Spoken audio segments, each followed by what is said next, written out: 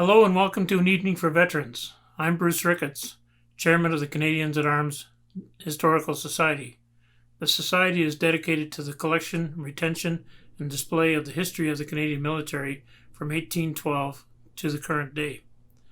Our website, canadiansatarms.ca, is the frontispiece to our effort. We scour libraries and archives and the internet to collect stories. We don't try to rewrite history. We collect data, videos, and photographs which already exist and present them in a logical and easy to navigate way. On behalf of the Canadians at Arms Board of Directors and our numerous volunteers, I welcome you to this evening for veterans. It has been a long and bumpy road to this date. We initially planned this concert in front of an audience of 1,000 back in April 26th. Thanks, COVID. We brought together a talented cast of Canadian musicians and comedians to entertain you, including John McDermott, Rochelle Alley, Glenn Foster, and Derek Sagan. I also want to thank songstress Jean Mizo and the Ottawa Military Wives Choir, who were to be part of the earlier cancelled show. We also have a special gift for you this evening. A song written by a retired RCMP superintendent makes its broadcast debut tonight. Many of you have shown your support for veterans through their purchase of raffle tickets for this event. Proceeds would go to support a number of veterans' causes, including the Tiny Homes Initiative of the Canadian Legacy Project, as well as the enhancement of our website. Drawing for the winners will be done at the end of this show. We will retain this concert on canadiansatarms.ca for those unable to be present on this day.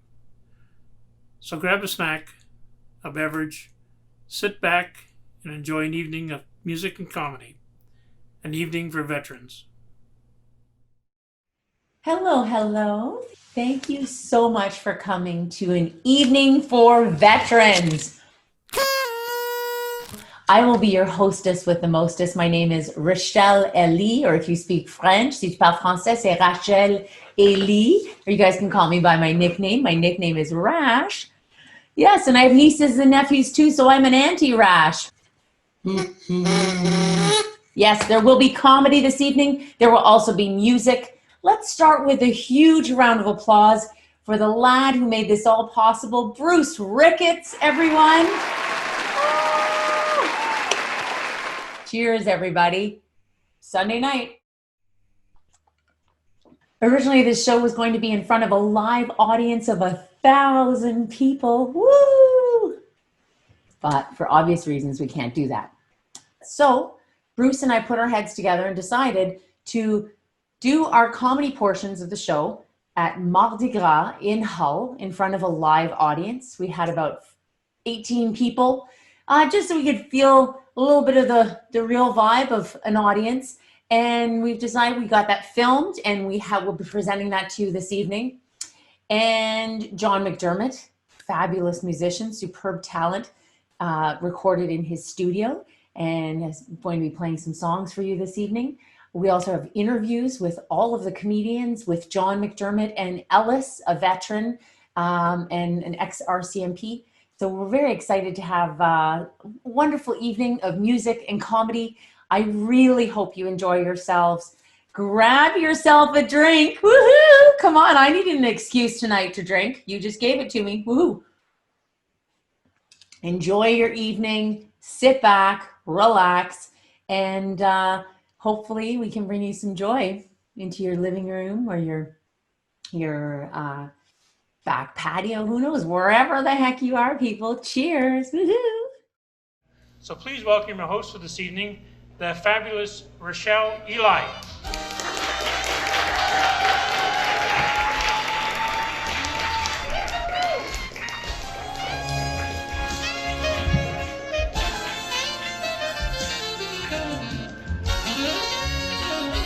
Hello, hello, beautiful people of Hull, Gatineau, Ottawa, Renfrew, Ticksville, Carp, wherever you're from.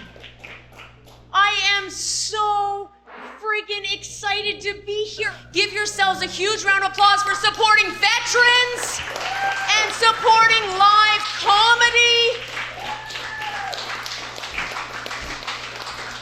I have to say, after 4 months of lockdown, comedy exile, way too many daily quarantinis, am I right? Basil smashes. Friggin' who's become an alcoholic in quarantine? I have. But it's good because my husband is too, so we're covered, people. But after 4 months of being locked down and not being able to do live comedy, I am thrilled to be here in front of a plexiglass and 19 people.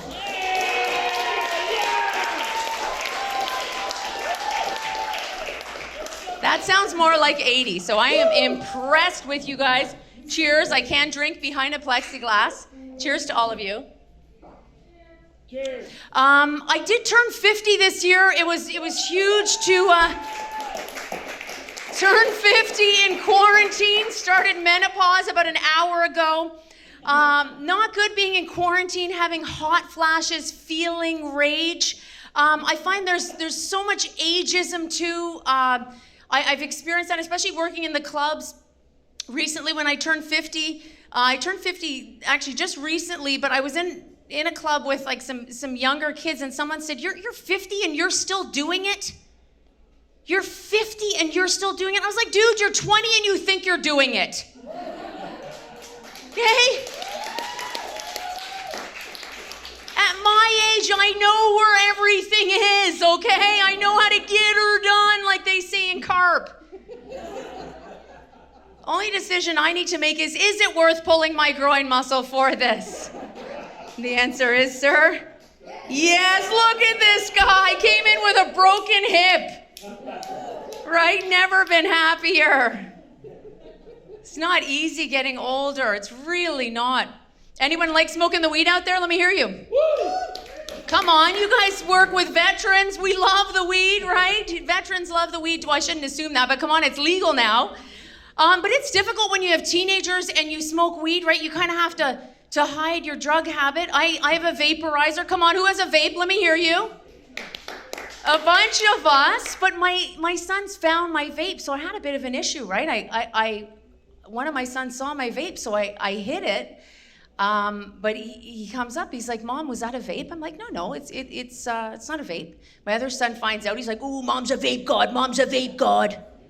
Mom's a vape god." I'm like, "It's not a vape." They start hounding me, "Mom, was it a vape? Was it a vape? Was it a vape? Was it a vape?" Finally, I snapped. I'm like, "It's a vibrator."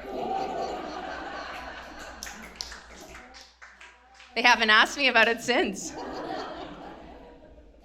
And this is terrible, but I have a little bit of a dilemma now because my kids, my teenage sons, think that my vape is a vibrator.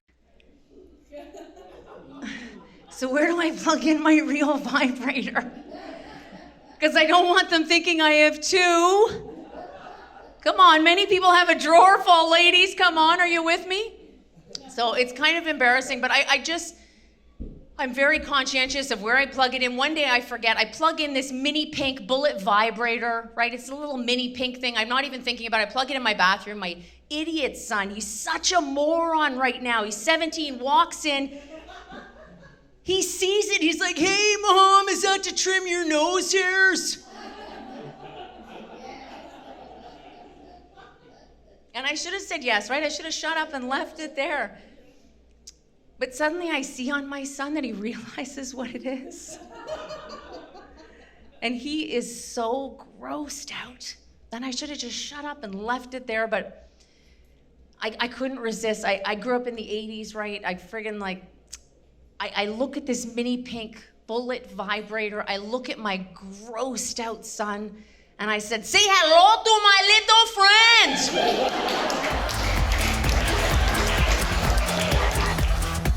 Hello. Well, everyone at home watching, and a few people here getting ready for our live show tonight, our live taping. Welcome to some interviews. We're going to be doing some interviews tonight. We have the fabulous Glenn Foster, who is faceless right now. I'm doing my imitation of Trump. If I could just block my ears, then you can block your ears. No, I've only got the one mic though, so I can't. Anyway, that was worth it, eh? For all of the 10 seconds. And we do have a few people here. Might as well have a round of applause All right. for the Glenn Foster. Thank you. How's the quarantine been for you? Are you someone who's actually found it really productive and enjoyed it, or has it been hell for you? Like, what's it been like? Well, initially I was like really suddenly amazingly productive, right? And it's not my main gear, productive. Productive is not my thing. I'm only slightly more productive wide awake than I am dead asleep. You seem productive with your cards at Absolute Comedy and stuff, and all your. I have the you're illusion, organized. the illusion of organized, but it's just I am like a box of squirrels underneath. Honestly, it's Really? So, yeah. the beginning of So COVID, at the beginning, you found I was you were really I created a website called COVID Comedy Canada, nice. which was an attempt to give comedians who were doing stuff during the pandemic, you know, like streaming shows and little videos and that sort of stuff. So that's all collected. If people want to check that out, they can at Oh, that's still going. That's awesome. Canada.ca. Great. People Any should check out. Well, parting yeah, I got a notes? new CD coming. Yeah. Do you have a name for it yet? It's called Unchecked, Nice. which partially refers to my to-do list, but it's sort of a double entendre there, like unchecked, like going over the line, but also, yes. you know, it was recorded in January, and I've been procrastinating. Imagine that, me procrastinating. But good for you. You're getting Yeah. it done. And where did you film it or tape it? It was done at Absolute in Okay. Toronto. Awesome. So it's So I mean, the biggest problem is there's too much, right? Because the shows were great, and but I'm sort of torn between taking like the best of everything or just having one. Like as a purist, I kind of want it to be just one solid set. Yes, unedited. Right? Yeah. You know. The raw. But the you raw can't- Glenn Foster. But then it's not long enough, right? Because the sets are shorter there. So How long anyway. was it? Was it about 55 minutes? probably comes in about 45 or 50. But Okay. I'd kind of like it to be. I feel if you're doing a CD, it should be like an hour. Yeah, Right. I know. I have a So- 35-minute set that I taped, but I'm not quite ready to Yeah, so publish you that gotta yet. It kinda seems short. Put together sort of stuff, I guess. But people can find that on my website, Great. thatcanadianguy.com. Awesome. So there you go. Fantastic. Well, we're really looking forward to seeing you tonight. I am and, looking forward to it. This is Hooray. my Everybody. first- Glenn Foster. Thank you. Yay. But people, you are a live audience. We need even more energy. Are you feeling you can give us a little more energy? Come on. We don't know when we're getting out again. Let's do it. Yes, the little audience that could. Come on, I want to see some clapping over there too. I am thrilled to bring on this next performer. I do need to deodorize his stool here. I think Bruce's cavooties are on there. This next act, very exciting. He has a CD coming out in the next few weeks. I shouldn't put those back though, should I? Everyone's watching. Sorry. One job. Sort of defeats the purpose, right? Oh my God, I don't know what to do with that. Just throw it over there. All right, I'll go take a bath after this. Make sure you wash the back of your head, sir. People are laughing into your hair.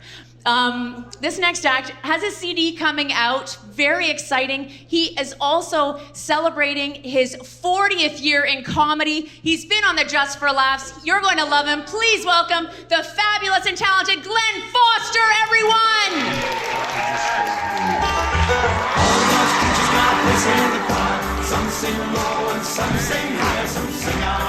Thank you. That's exactly the kind of music I would want to be brought up to. Is that? Let me get this thing off. Which has anyone like? It's turning into like an escape show now, right? It's like, can I get out of my damn mask? There we go. Huh? Applause. Escape from a mask. So listen, thank you very much for making me a part of this. I hope. Yeah. I hope you enjoy your evening, and I sure hope you enjoy my little part, because, boy, the last thing we want is for Bruce and the rest of the organizers to go, man, that guy was not worth the 25 grand. I'm sorry, I thought this was a me to we concert. I feel... I'm joking, 25 grand, please. That's just my expenses. well, I had to come from Riverside South, so there's an Uber involved. And, I'm joking, people. Oh my God. It's a fundraiser. I'm getting like, they call it an honorarium, you know, like, I don't know, it's like 50 or 60 grand. No. My mother, however, is getting 100 grand as a consultant, so I hope that's okay with everybody. Now listen, that's quite reasonable because she is a mental health expert. She heard what Margaret Trudeau was getting paid and she went, that's crazy. And I accept her diagnosis. Okay, we got very quiet there. We got very Canadian. Did you feel it? Did you feel how Canadian you got right out of the gate? Not offended personally, but I believe someone else might be, so I don't know how we should. Anyway, I don't know how you guys are doing in this lockdown, but the biggest thing I find is time. Time has completely lost. Like it's like living in Vegas with clocks, right? You know, I don't know. I don't know what time it. You know, I'm not sleeping very well. The other day, I was walking the dog, and I meant to say one thing, and I actually said to a woman, "Good morrow, ma'am." She nearly threw her bonnet at me. It was not good. Anyway, we're keeping our distance. I'm gaining weight. Holy cow, I've gained like 20 pounds. But the good news about that is I now only have to be 1.9 meters from people. So kind of making my own protection as I go along here. You know, for us here in North America, you know, they say we're all in this together, but you know, I feel for people who are in basement apartments right now, you know? Like if you're in the suburbs, you're fine. Like for us, 6 feet, big deal. So you see the big marker on the floor. But there's parts of the world where you do not have 6 inches to yourself. Those people right now must be, woohoo! Yeah, look at that, huh? That's right, 2 meters, stay back.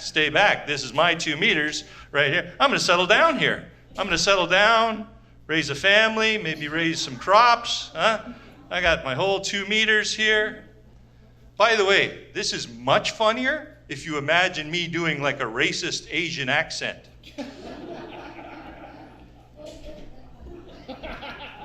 Maybe not. Maybe. See, you can pretty much tell at this point that I really haven't planned anything. I'm not even talking about this show. I'm talking about my life. Well, you know, there's an old saying. What's the old saying? If you plan to fail, you know, I had planned to Google this earlier, and I failed. You know, there's a lot of comedy that doesn't even work anymore, right? You can't, like, I just flew in from bullshit. You flew in. You didn't fly from anywhere. Nobody's flying anywhere. Huh? Would you get on a plane? They say the airlines are down like 95%. Yeah, I guess so. Would you get in a tube with share air with a bunch of it? Maybe if you have the oxygen mask, deploy it right away, I'll get on that plane, right? Or maybe you give it to me outside. You know, flying is going to be like space travel now, right? You're going to get in a full spacesuit before. The only way I'm flying anywhere is maybe like a World War I open cockpit crop duster, right? And maybe I can get some of that crop dusting in my lungs. Maybe that cleans out the COVID while we're doing it, you know. First class. You know, you see these pictures of like, you know, India and places where people are riding on top of the train. That's going to be first class via now. That's going to be, yeah, you get the Wi-Fi up there too. So that's the important thing. I haven't done a show in like 4 months. So, I have ADD. Did I mention I have ADD? Actually, get this. I have a little bit of ADD and a little bit of OCD, right? So I have a little bit of ADD, a little bit of OCD, right? So I have a little bit of ADD. That's a numbers game joke. That's a numbers game. You know? You guys are on it though. You're a sharp group for a small. Give your house for a hand for a small group. You would not believe the number of times I've been in a full club and it'd be like 5 deep in that joke, right?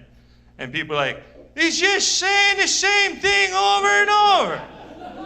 Kind of crap comedy, but I had a Groupon to get in here, buddy. I expect some professional entertainment.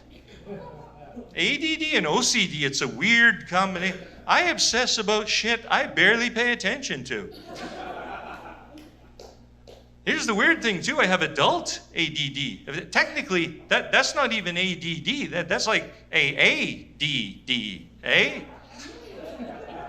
That's the Canadian version, actually. Well, you are a nice group. I just want to say, too, you know, having not done a show for a while, and here we are in a nice little club, it's a privilege, really. You know, in addition to my normal white privilege, of course. I'm sorry, did I trigger somebody there?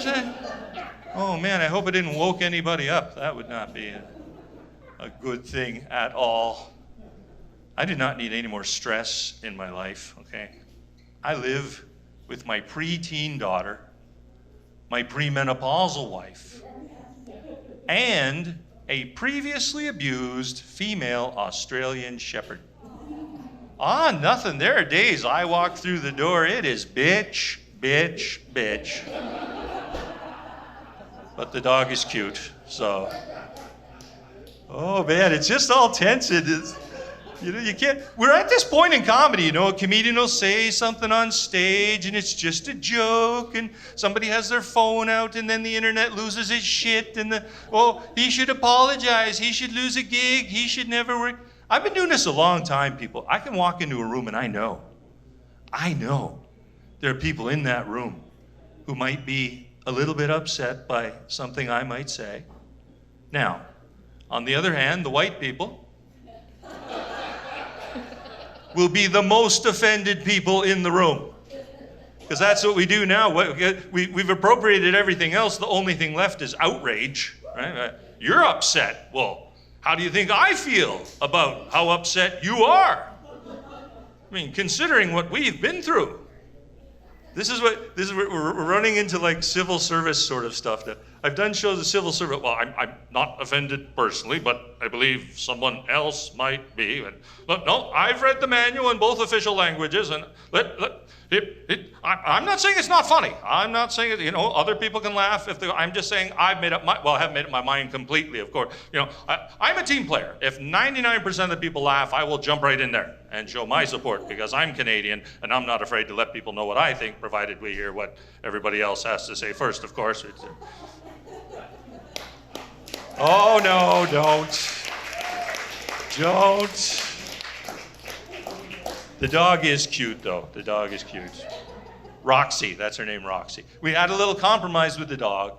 I wanted to get a male dog, so we'd have 2 neutered men in the family. What happened was, I took my daughter to see the puppies, and she fell in love with a female, and she named her Roxy because she has never been to a strip club before. I know, it's such a stripper name. If you're a guy, there's a list of names in your head, and they're not in your head all cutesy. It's not like Roxy, it's like Roxy. Yeah, coming to the dog park right now, gentlemen, it's Roxy. She's coming out in the crowd. Hey, boys, get out your jerky treats. Here she comes. Roxy!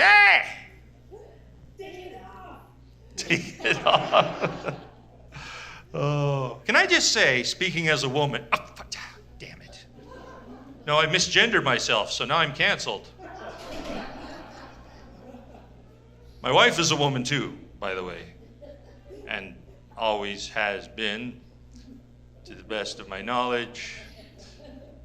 Listen, I don't want to seem old-fashioned, all right, but when I was a little girl, and I don't care, be with who you love, it's all wonderful, but for a while, it was in the news a lot, you know, we need same-sex legislation. What about same-sex? Well, how about some legislation maybe for anyone who's been in any kind of long-term relationship, yeah? How about some sex legislation? Anytime. You have to, honey. It's the law. You get your ass in here, you want your driver's license renewed. Yeah. Even the Pope is coming around on the whole set. I love the new Pope. The Pope tweets. Did you know the Pope tweets? That makes sense, I guess, because the devil tweets every night from his toilet. So I wonder if the Pope's sitting on his throne.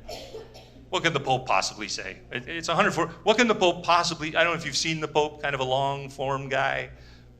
Yeah.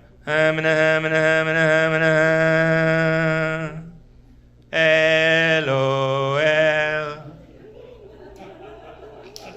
No? Are you Harry Potter fans at all? Has anyone been to the, it's called the Harry Potter Experience at Universal Studios? It's not even a ride, it's like a 3D, you wait 4 hours for this stupid thing, and it's worth it. Like, you want to go get, it's like a 3D immersion project, you feel like you're flying. You literally feel like, and the most amazing part is at the end of the ride, you go through the gift shop. Don't you hate the gift shop? Why does everything fun end at the gift shop? I hate that. Anyway, if you enjoyed my show, please check out my gift shop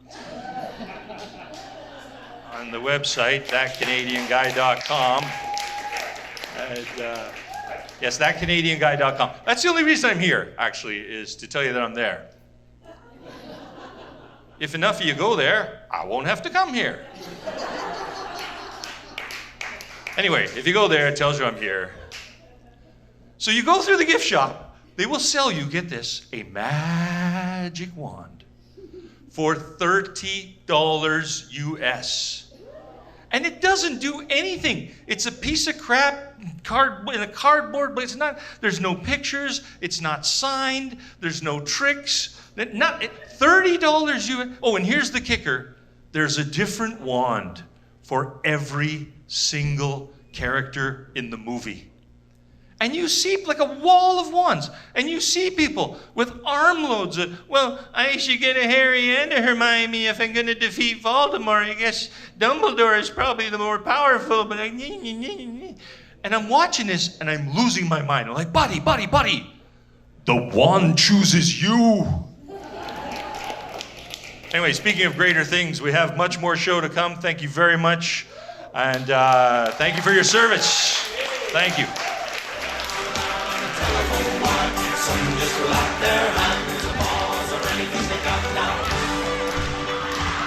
Glenn Foster, let him hear you!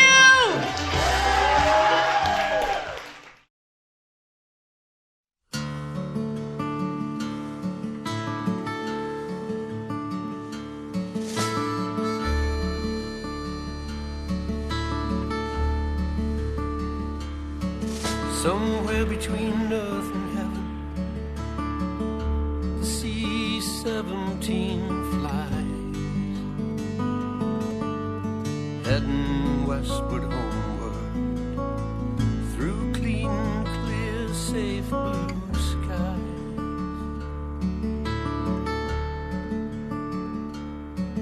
At the back of the airplane, lying alone, draped in his country's flag, they're bringing Buddy home.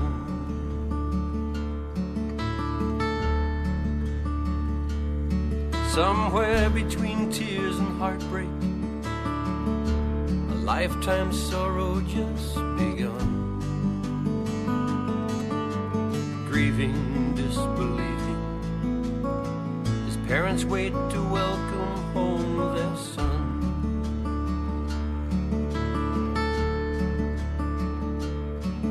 And pray for the strength somehow to face the days ahead, while heading westward homeward, a nation's bringing home its dead.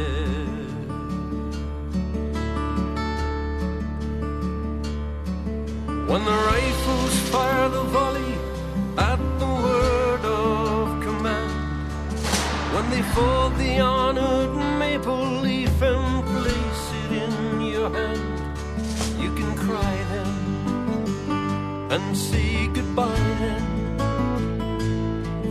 now buddy's just a name on a cold marble stone,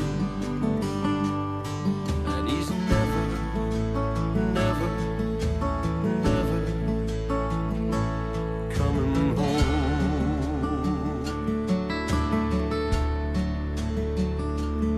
Somewhere between fear and hatred, the black heart of war lies, growing blacker, stronger with every young man who dies.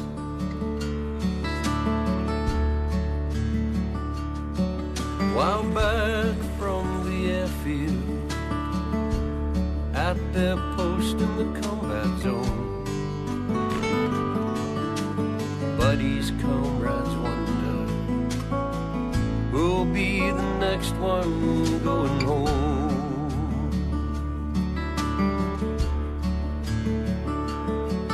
When the rifles fire the volley at the word of command, when they fold the honored maple leaf and place it in your hand, you can cry then and say goodbye then,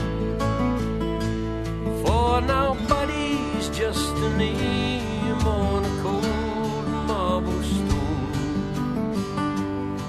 and he's never, never, never coming home.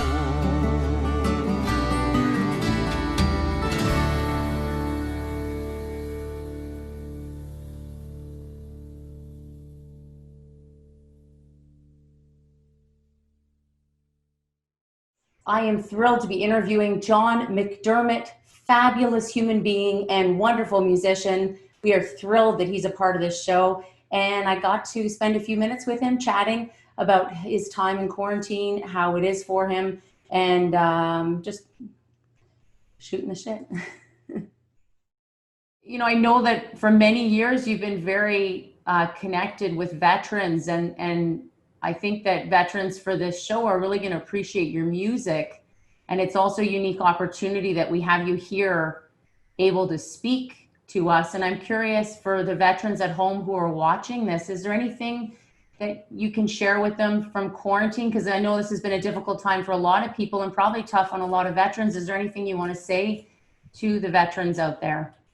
Yeah, I mean, well, the good news on the veterans front is my fundraising for the Veterans Wing for the palliative care unit renovation at Sunnybrook. We pledged 3.6 million, and I think we're just about 3.2 now. So that's what we were hoping to finish it this year, but of course, no fundraising ability outside of online. So we'll probably get it done next year. I think this will be an interesting year for the vets, that where they're located and who they're with. It's tough not being with families, but they have each other and they have their experiences. And I'm hoping that, you know, where we are now, that more people will take an interest in listening to the stories and appreciate the veterans a little more. But when we seem to be caught up in our day-to-day life and moving in every direction, and then all of a sudden November the 11th rolls around, they go, oh, it's the Veterans Day. Yeah, we better think about it. You know, think about it more often. They did make amazing sacrifices, and it's an opportunity for us to slow down now, take a look at how blessed we are to be where we are, first of all, and because of our sacrifices, a big part of that is weighing in on it too. So this year's veterans, I've the material that I've sent, the music that we've sent, we recorded in the studio. And I think it talks about the veterans. There's some bittersweet, there's some melancholy, there's some nice, reflective, a soft kind of roller coaster ride, and a really special performance by my violinist Drew Jureka, who I put into the balcony in front of 3 beautiful windows at the church, Yorkminster Park Baptist Church, and he played a stunning version of Amazing Grace. Oh. And so rather than me singing it, I just let him play it, and it really is wonderful. So I think the music is what binds us all together. As far as, I mean, from my perspective, it's the songs that we record and the songs that we perform are all stories that are basically based on true life and real life, and I think everyone can relate to that. You know, and I've told the stories before about before I sing the song, and I've tried to do that with this presentation as well. And yeah, I think it'll be an enjoyable evening for them. Oh, we're really looking forward to seeing it.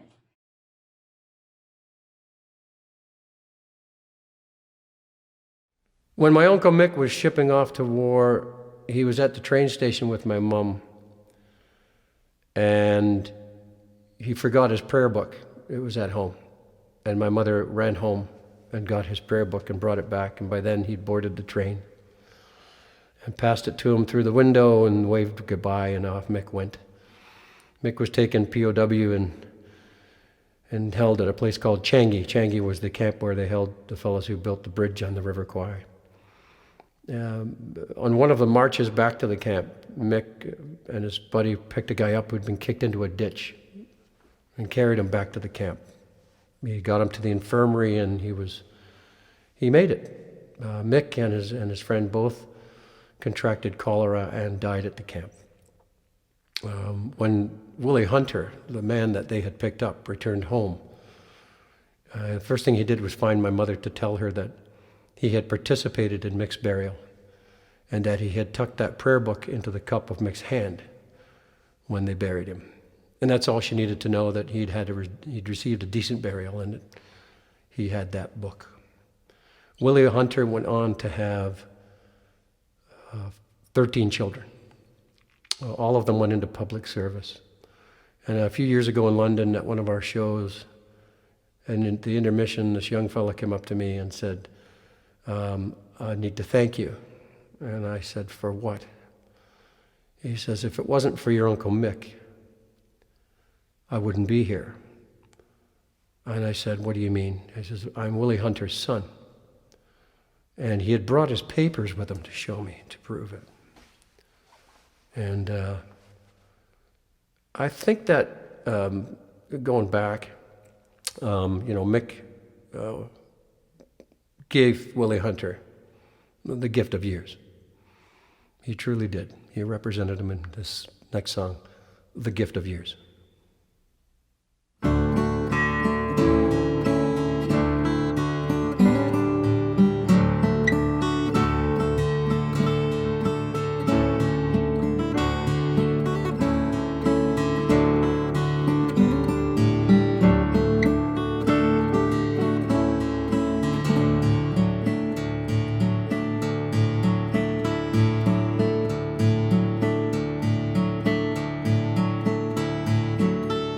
Well, old friend, here I am. I told you I'd be back.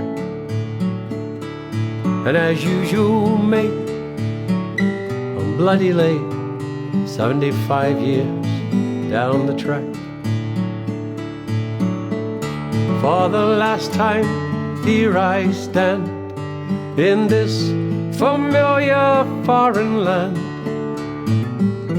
Back with the mates I left behind, fixed forever in their time. And of all the ghosts, of all the boys who haunt this lonely place, only one of them wears your cheery grin and your Queensland joker's face.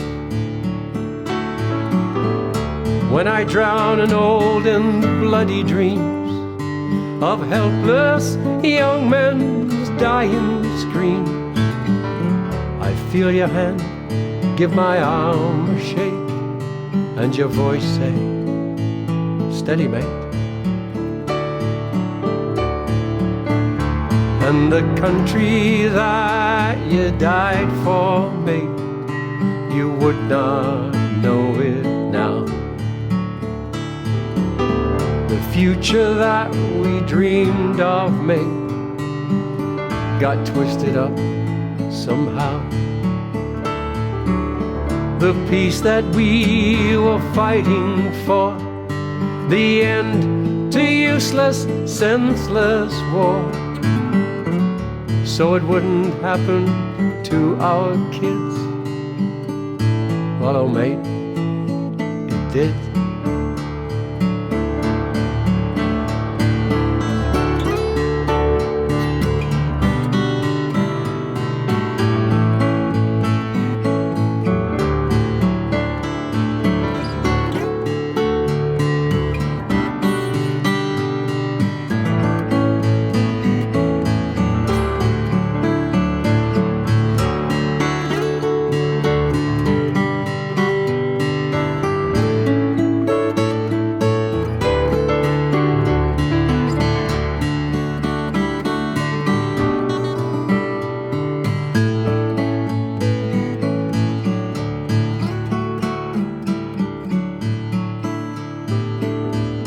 Thank you for the gift of years and the flame that brightly burns, for the time you bought and the lessons taught, though often wasted and unlearned.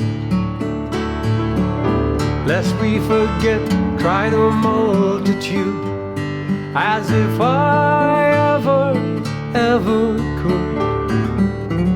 So forgive an old man's tears and thank you for the years. Lest we forget, try the multitude, as if I ever could. So forgive an old man's tears and thank you for the years.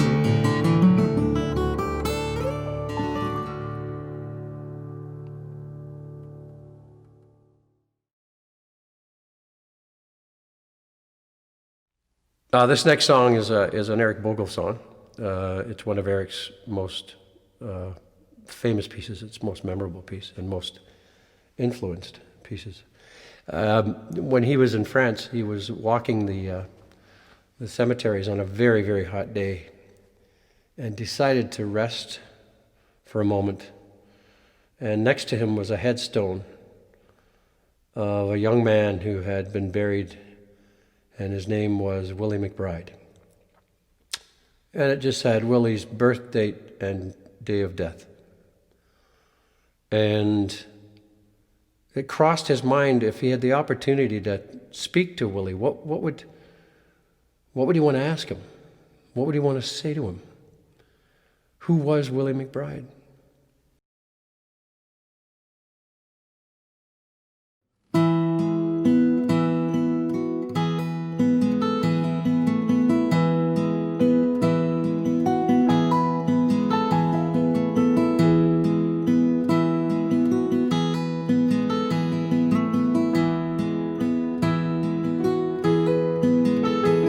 Well, how do you do, young Willie McBride?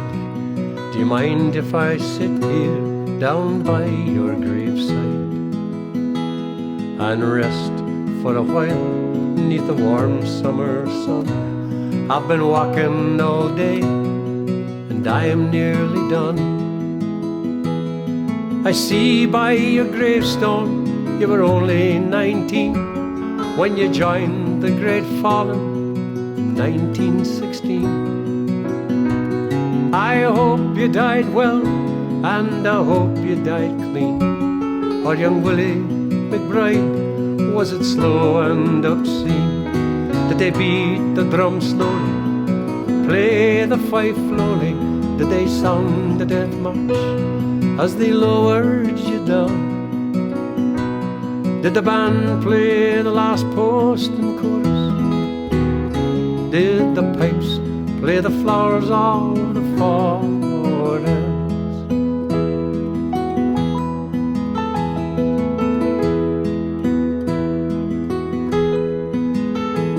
Did you leave a wife or a sweetheart behind?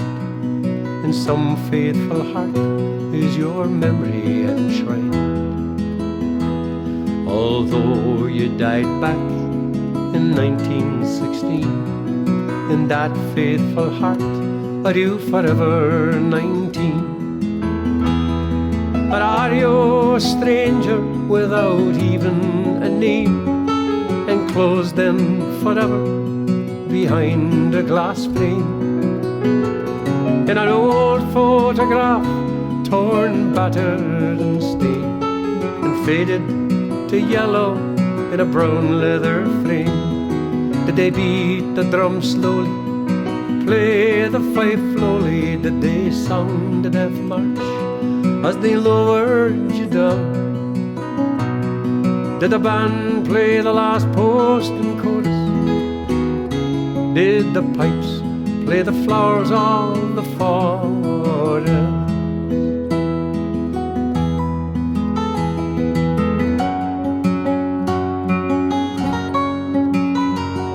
The sun now it shines on the green fields of France, as a warm summer breeze makes the red poppy dance. And look how the sun shines from under the clouds. There's no gas, no barbed wire, there's no gun fighting now. But here in this graveyard, it's still no man's land. The countless white crosses in mute witness stand to man's blind indifference to his fellow man, to a whole generation that were butchered and damned. Did they beat the drum slowly, play the fife slowly? Did they sound the death march as he lowered you down? Did the band play the last post and chorus? Did the pipes play the flowers of the forest?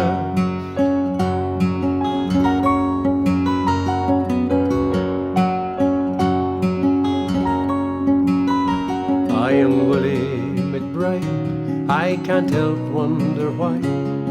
Do those that lie here know why did they die? And did they believe when they answered the call? Really believe that this war would end war? For the sorrow, the suffering, the glory, the pain, the killing and dying was all done in vain. For young Willie McBride, it all happened again. And again and again and again and again. Did they beat the drum slowly, play the fife slowly, sound the death march as they lowered you down? Did the band play the last post and chorus? Did the pipes play the flowers of the forest?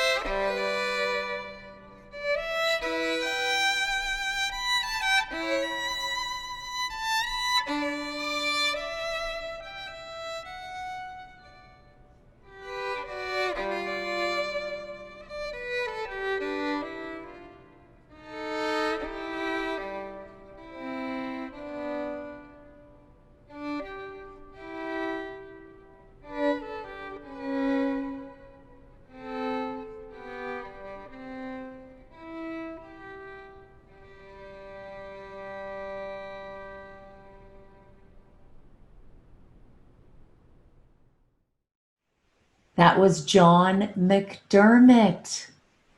Wasn't he wonderful? Here's a little more of my interview with John McDermott. Enjoy. One last question I have for you is this time where you've had 4 months, 5 months, like many of us, kind of a shift in perspective. I'm curious, is there anything that's changed for you in your approach to music just in these last 5 months? And is there anything that's shifted in the room? But I'm curious, what has changed for you? It's really funny you asked that question because as we started the recording of the new CD, I haven't worked with Mark before, but he's a brilliant producer. He's an arranger, and he with Jason, my musical director, but he wanted to take me in a new direction vocally in telling these stories, and it's changed my whole perspective about it, my whole view towards how I sing, and it's become even more emotional than it was before. And so I think that the new recording is probably going to be one of the best things that we've ever done. On top of the fact that my hair is out of control and we're not getting a haircut until there is a vaccine, so I might look like Santa Claus by the next time you see me. All you need is a big bushy beard. Oh yeah. Well, and you said that the working with the producer has shifted. Is there something in particular that he said, or something that really resonated for you that has evoked that shift? Yeah, I think it's more. It's become more. It's possible. It's become a much more intimate friendship with the music relationship. It started when he wrote. Since 1995, I've had an item of my father's on stage. I've had his hat and his cane on stage with me. When he passed, that was there. It was always on stage. And when Mom died in 2000, I got her scarves, and I can inhale that scarf, the scent, and I can tell you where she used to wear it. And, it could be Thursday night bingo, or Catholic Women's League. And they're on stage with me all the time. And they've been there for now, Dad died in 95, so it's been 25 years, and 20 for my mom. Mark listens to me tell that story every night in the show, when I sing The Old Man or when I sing You Raise Me Up. And he wrote the song about that relationship, and I couldn't get through it. I couldn't get through it. He hit every nerve. I'm losing it. Yeah, so it's a really true recording. It's a very beautiful recording.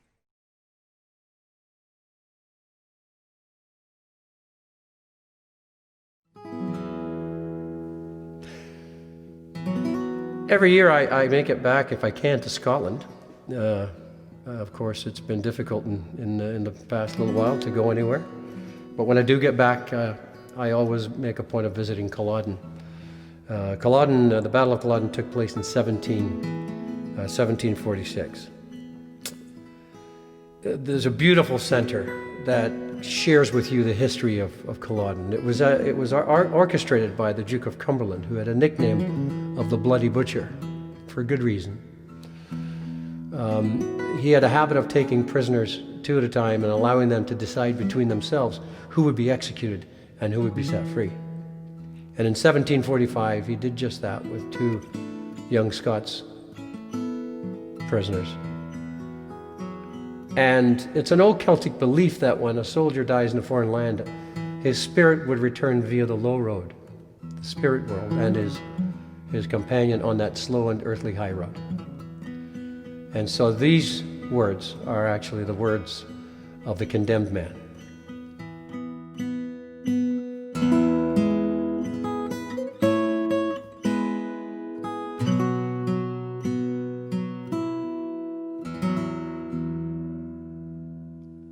By yon bonny banks and by yon bonny breeze, where the sun shines bright on Loch Lomond, where me and my true love will never meet again. On the bonny, bonny banks of Loch Lomond. Now you take the high road and I'll take the low road, and I'll be in Scotland before you. For me and my true love will never meet again on the bonny, bonny banks of Loch Lomond.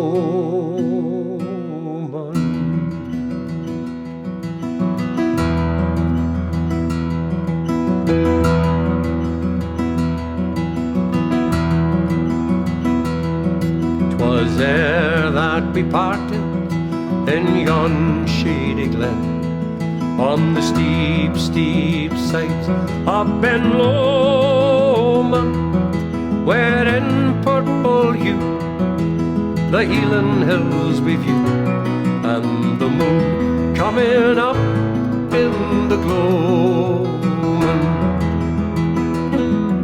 Now you take the high road and I'll take the low road.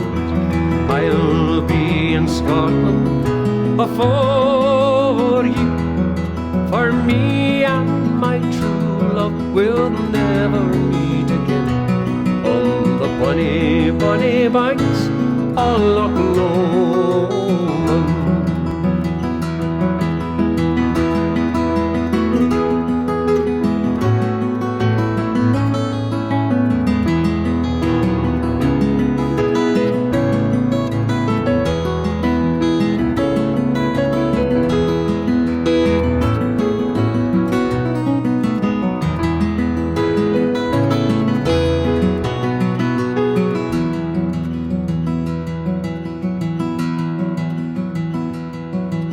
The wee birdies sing and the wildflowers spring, and in sunshine the waters are sleeping.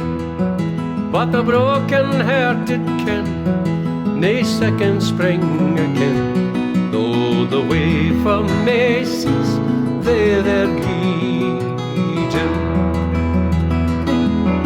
Now you take the high road and I'll take the low road. I'll be in Scotland before you. For me and my true love will never meet again on the bonny, bonny banks of Loch Lomond.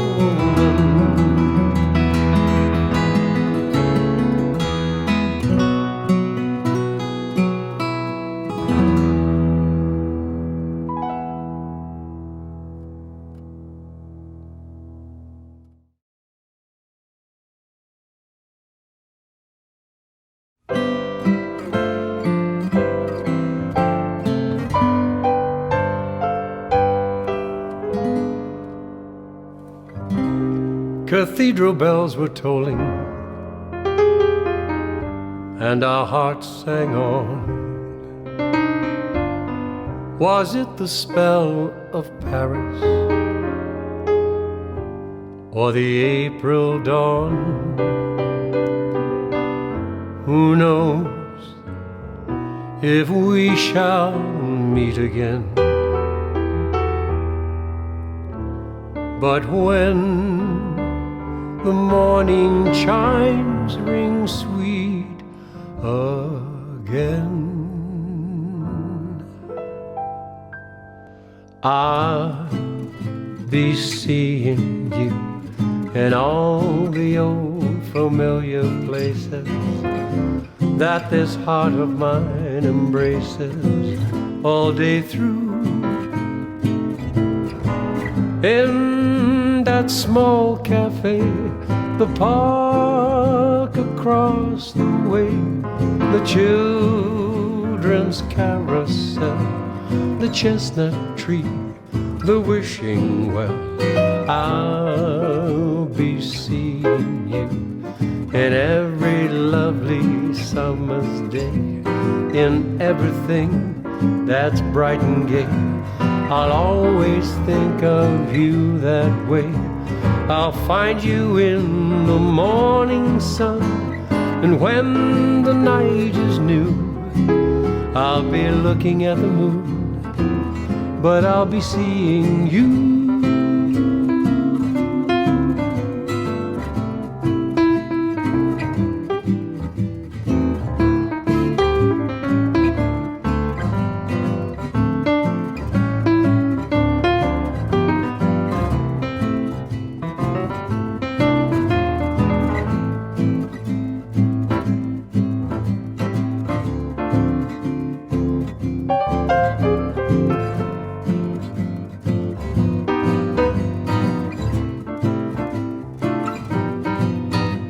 I'll be seeing you in every lovely summer's day, in everything that's bright and gay. I'll always think of you that way. I'll find you in this morning sun, and when the night is new, I'll be looking at the moon, but I'll be seeing you.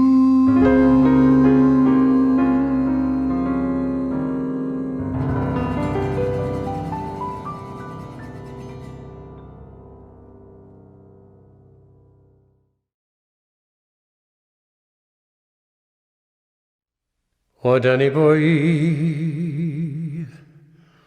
the pipes are calling from glen to glen and on the mountainside. The summer's gone and all of the roses fallen. 'Tis you must go and I must bide. But come ye back when summer's in the meadow, or when the valley's hushed and white with snow.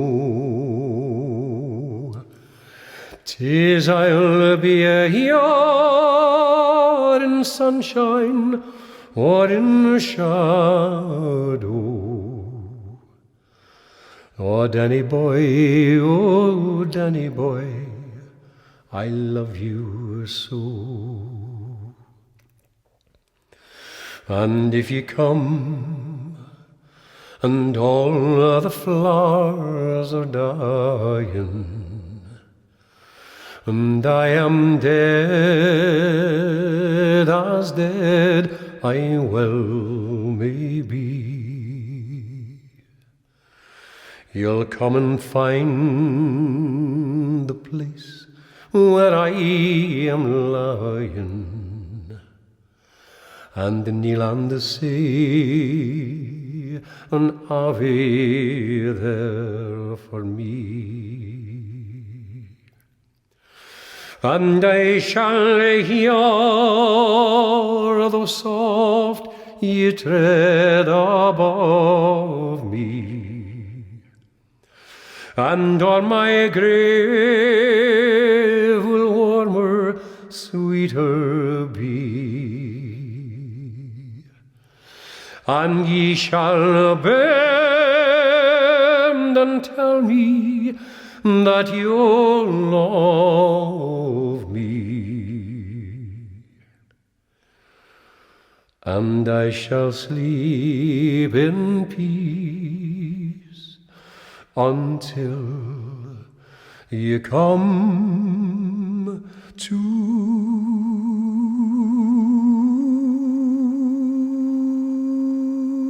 me.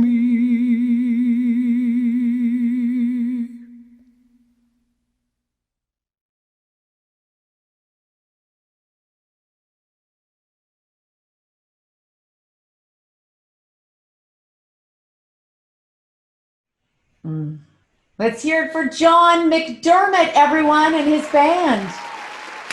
Wasn't that wonderful? Now, all more comedy. Let's head back to Mardi Gras. Mardi Gras. Mardi Gras. Hello to Derek Seguin. Hey, everybody. Last time I talked to you, I found I was pretty blown away by your optimistic attitude and how Panderic seems to have transformed your no, I mean, you're already a positive person, but just the things you've been doing online shows, you were even landscaping, you were building these crazy garden boxes. I've been I think you've been busier very than busy. before, except just busier but more poor also. So I'm not making any money, but I'm being very productive. I'm dreaming about deck building and stuff. I build a bar and a deck and like flower gardens in my backyard. The online shows have been great because it'd be pre this new world. If I would go 10 days without doing stand-up, I would get putzmoon. Like I would be irritable and short-tempered and stuff. But I think because the whole world shut down, it just wasn't bothering me as much. Plus, I got myself busy. So doing one online show a month, where a lot of comedians were like, "Oh, online comedy's bullshit. I can't handle it." Yeah. I was like, I'm having so much fun. The first one was stressful, but I got sick from it. It made me nervous. But now I've got the hang. I just did my 5th one on Friday. Yeah, I saw and that. it's like, I've got the hang of it. Plus, That's now we're allowed to awesome. have people, right? So even having just 10 people in the yard and then 25 people on Zoom that you can see and hear and thing, it was enough to make it like. Well, it that's felt more like a than show. some clubs right now. Like Yeah. honestly, 10 people. I mean, it's a struggle to get people It is. indoors. It is. And so. that was surprising to me. I'm like, because I'm as chomping at the bit as see, right? I'm so like, get me out of here. And as soon as they're like, you can go out now. Yay! I'm fucking alone. No one wants to come with me. Yeah. Like people are telling me, oh, Derek, I'd love to go see you, but fuck you. I'm not going to risk Yeah. my life. I'm like, Oh, totally. I'm not asking Yeah. you to have sex with me. It's to just come to a show, wear a mask, wear a bubble. I don't care. People are terrified. People are really, people are really scared. That whole slogan, see, in French it's "ça va bien aller," but in English it's "we're in this together." I really feel that way. We're all fucked. So what's the point of me feeling like I'm gonna say I'm more fucked than the next guy? Yeah, and there's so many places that have it worse than us right now. Honestly, like we Yeah. have such a smaller population and have it under wraps And right as now at entertainer least. too, this is a good sort of humbling experience for us to look back 3 months ago and be like, we are lucky people to have. Oh, God, like for me to yeah. have made a living doing what I did for 12 years. Yeah. You know, holy cow, I'm so lucky. So, like, just working in my own yard, I'm like, wow, this is some people's job. 40-hour a week, 300, you'd say 52 week a year. Well, shit, this is hard work. Yeah. I'm very happy to work 4 or 5 hours a week and sleep in and be an alcoholic. I don't even wear pants anymore. Angela, I know you put. Thank you for putting pants on for Angela us. doesn't even call my underwear anymore. She calls them everywhere because I'll go out. I'll drive to the store in my underwear. They're everywhere. Yeah. Well, Derek, I think we're about to start our show. Let people in. So Let's do thanks it. so much for being here Thank you for having me. and supporting veterans and wonderful cause. We're really Yes. excited to see you on the show. We didn't talk about that at all. Thank you very much for your service, no matter what it was, even if you were in the kitchen. Thank you. so much. Thank you. We're very excited that he's come all the way from Montreal to be here with us. Very exciting. He has done the Just for Laughs. He's done every festival you can in Canada. He has an amazing podcast called Bacon, No Bacon. He has been as a Panderic show as well. He has been killing it in quarantine, believe it or not. And he is one of the most sought after comedians in Canada. Please welcome the fabulous Derek Seguin, everyone.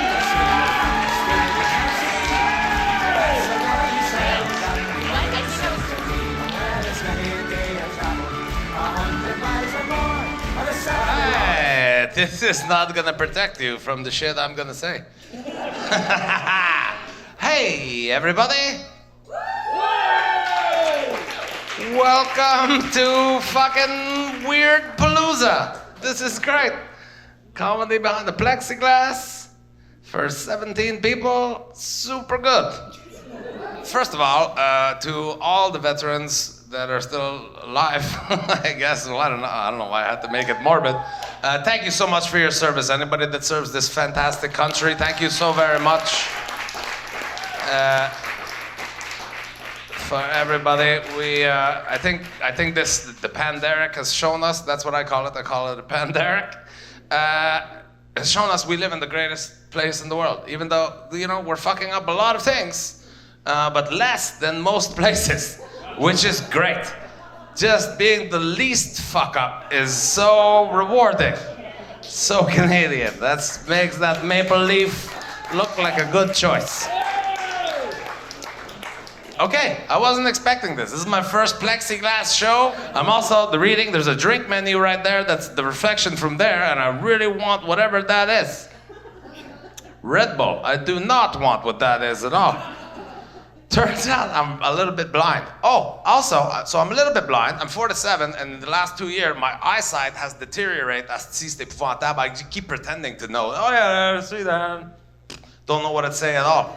Like the sign on the highway, I miss so many exits, but pretend that, I heard there's a fucking thrift shop up there I want to go to. I don't want to admit it, but I have to admit it now, because I'm blind, and now the Panderic has taught me that I'm also fucking deaf. Because here's the thing, I'm all mask, I don't love wearing a mask. Look, I'm a smoker alcoholic. I'm constantly putting some kind of poison in my body. I need my mouth to be exposed and free. But I wear it to make other people feel comfortable. I wear it. I also discovered in wearing a mask, like here, I wore a mask, and then right back there, we go up to this little green room up here, which is stairs. There's no elevator back there. I don't know if you thought there was a fucking escalator. No, it's stairs.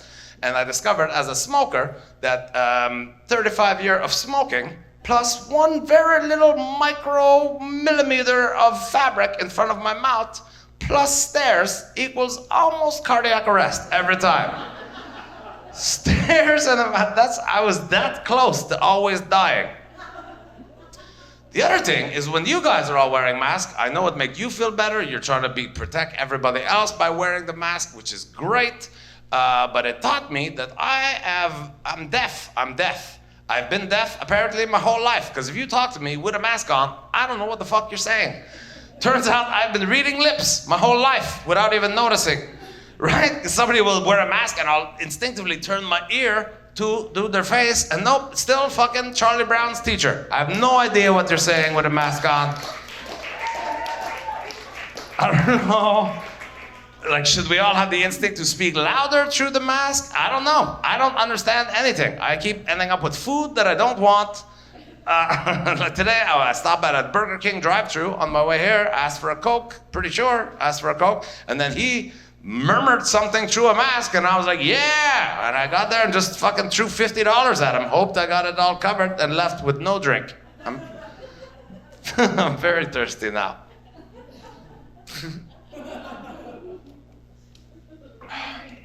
But I do live with 3 kids. Here's the thing.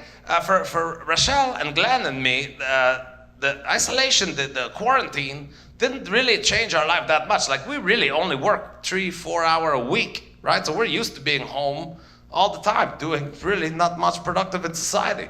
The difference between now the corona, the Panderic, is that your family is also home, judging you for how little productivity you fucking do. Right? My girlfriend, I don't remember ever putting on pants. For the last 5 years, putting on pants Monday, Tuesday, or Wednesday. I'm just walking around in my underwear all day. The family gets home oh, did you just wake up? No, I don't know, had a shower. I don't know what the fuck. My girlfriend stopped calling my underwear. She calls it everywhere now. It's everywhere. But having them home makes it so you can't do your normal activities. I used to masturbate pretty freely all the time. Thank you, man. Merci beaucoup. All right, the show just got a little bit longer.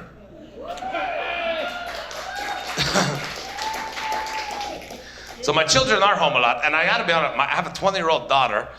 Listen, she's a good person, whatever. I've always thought all my kids were good. I talk about them on stage a lot, and I joke, whatever, I call them fuckface and see their pain in my ass. But deep down, I always thought they were good kids. I always thought, they're good, they're smart in school, let's see, they're kind, they're good looking. That's a thing because I'm shallow. Whatever. They're a good kid. But then Greta Thunberg came on the scene, and I'm like, oh my God, I have fucking garbage kids. My kids are shit. She's trying to save the world. My kid can't even find the dishwasher, these douchebags. but spending a lot more time with them now. And at the beginning, my daughter Jamie, she wasn't doing good with the whole quarantine thing. Like, she kept seeing her friend. It was only one friend, but still, at the beginning, everyone was judging us. So I'm like, Jamie, look, you can't. You gotta stop. Like, think about your grandmother. Think about Nana. And she's like, fuck Nana. You think I'm worried about Nana? Nana's in shape. As to you, Smoker Joe alcoholic. You're the one you're the at-risk category, you fucking Wheezy McWeezerson. I'm like, all right then, go see Gabby then, you bitch.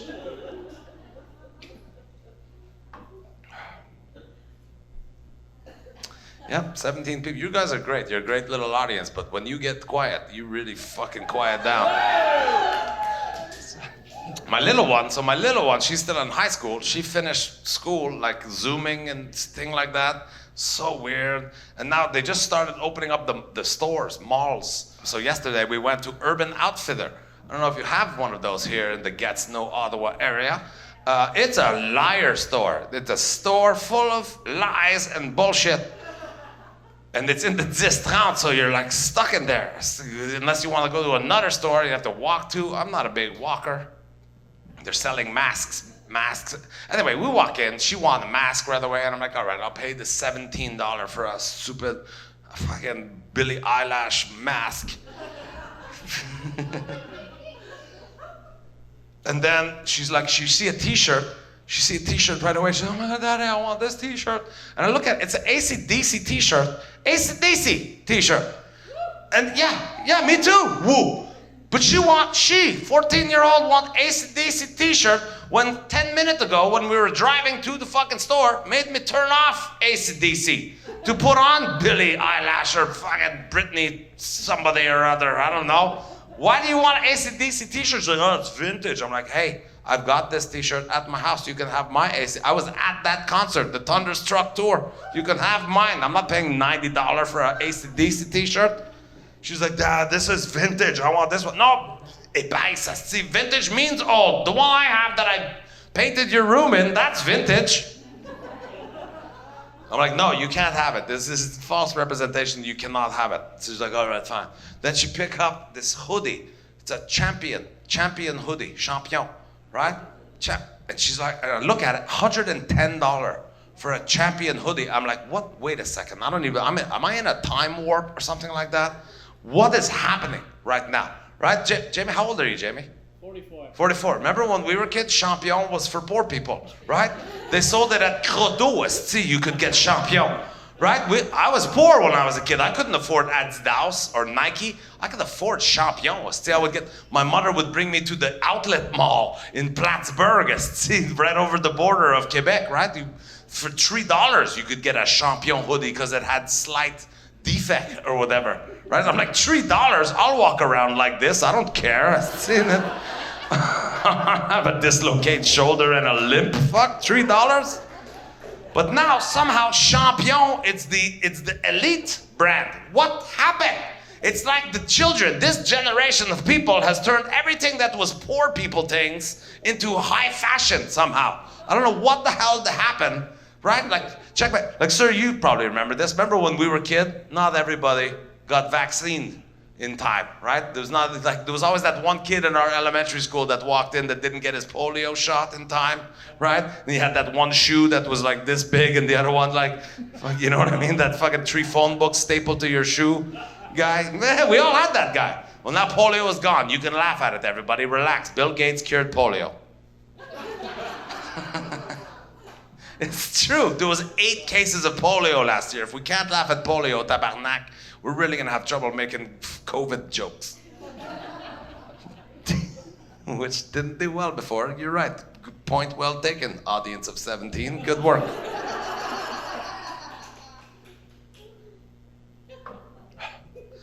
But it's true. So check back. What's gonna happen, sir, is that the millennials or whatever these guys are called. What are you guys? Zoomers. These guys are Zoomers.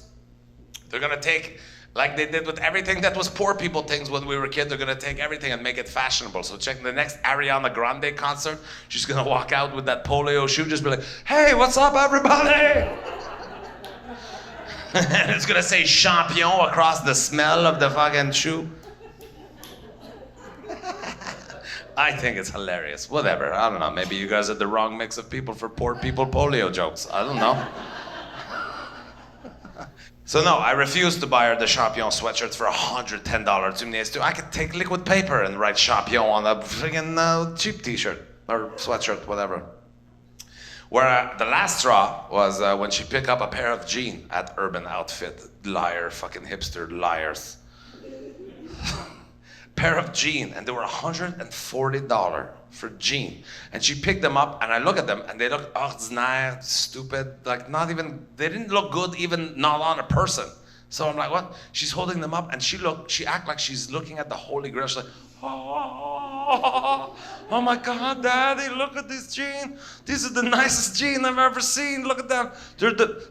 This is what she say to me, sir. She say to me, they're the perfect mom jeans. And I was, wait a second, I see, how long have I been in isolation? When mom jean is not a compliment for jeans. Mom jeans means that, oh my God, those are mom jeans. Gross, mom jeans. Like high waist jean that even if you have a bum, we're gonna camouflage it into making it look like you're walking around with a 2x4 in your pants. Just, gross, mom jeans. That's what the kid like now. They're like high waist, like straight leg, weird length. The length is weird. Like, look, oh, there's a flood at my house. That's why they're this length. But I like to wear nice long white socks with my dark trousers. I'm not the fashion police. This is me every day. Black t-shirt, jeans.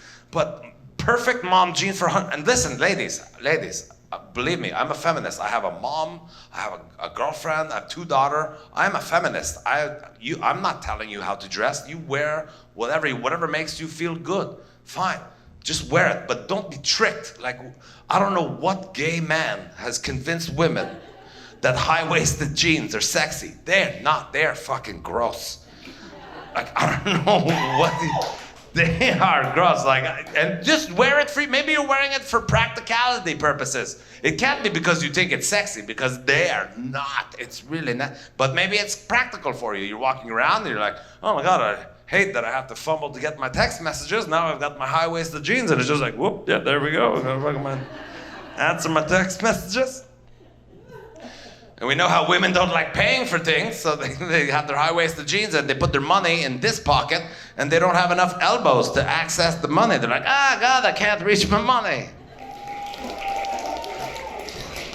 I do appreciate, thank you very much for supporting this cause. Thank you very much for all your service to all our veterans. I've now learned that plexiglass really fucks with my head. Also, I know that, and I will know for next time. I'm pretty sure I'm not supposed to put this mic stand back here, but I'm gonna touch it, all kinds.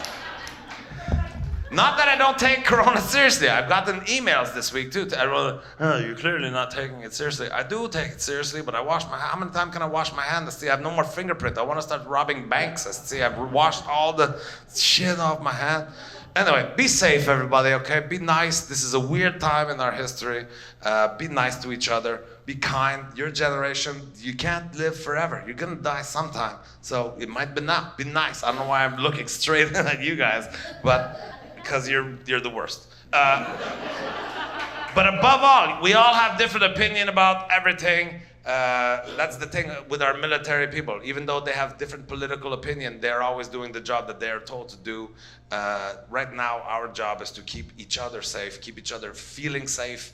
Be nice to everybody. Just be nice, okay? Good night, everybody. Thank you very much. Keep up the good work.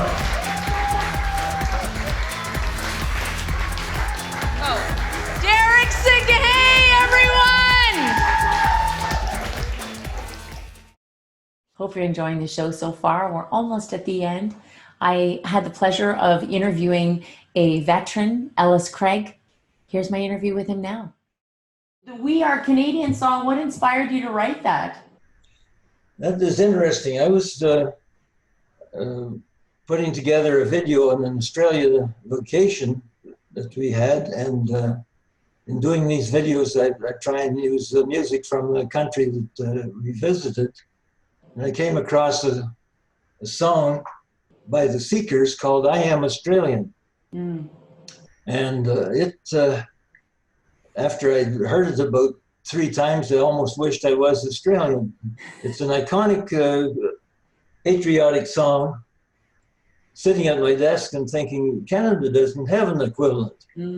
There's nothing that we have that would cause a sing-along like they have there. The last we had was Bobby Gimby and his song Canada in our centennial year, 1967. Everybody was singing it for a year.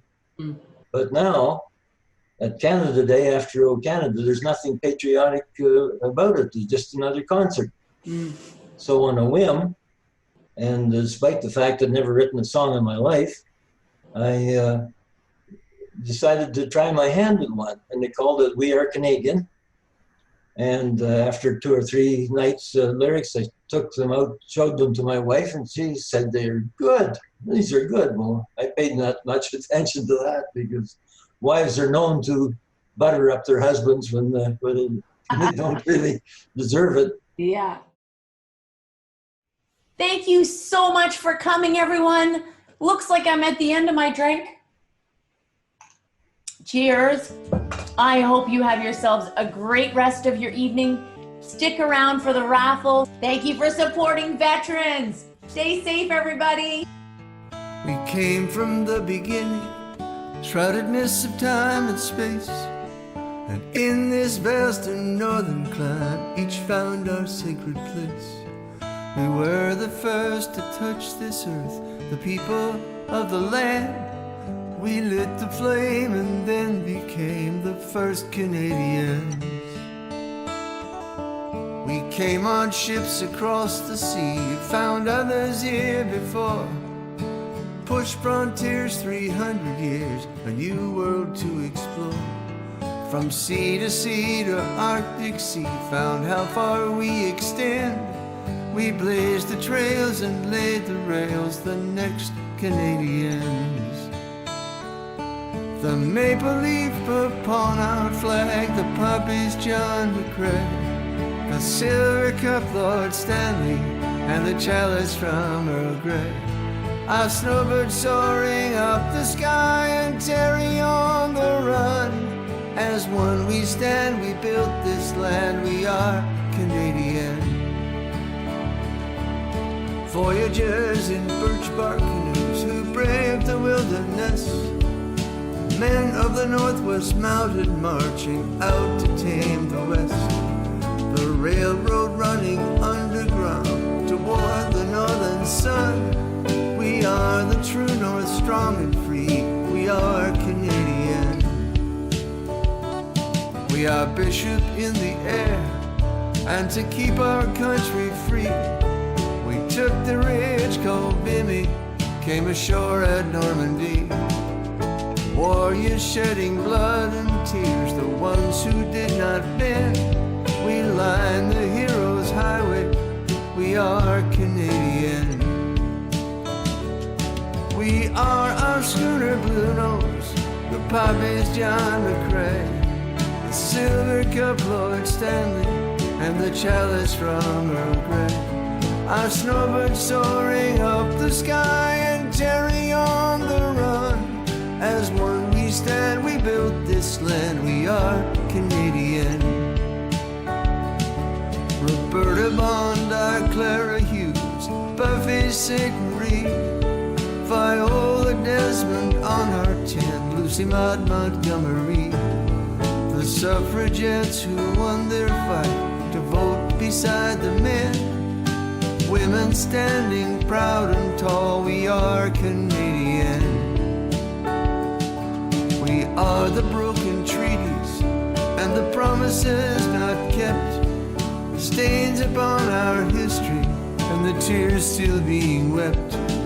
We are also Gord Downie, who vowed to make amends.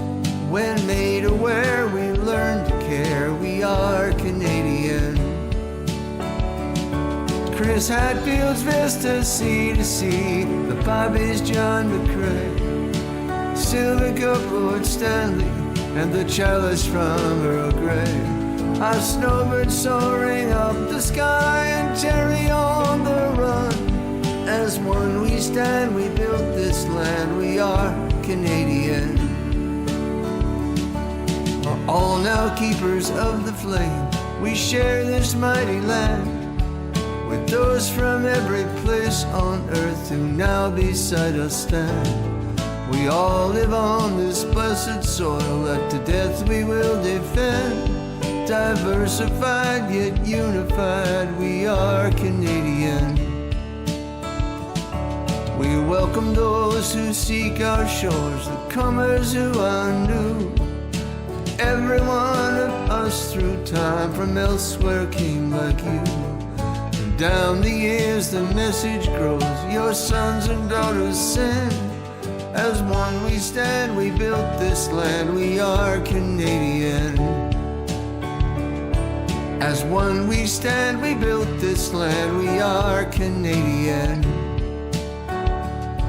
As one we stand, we love this land, we are Canadian.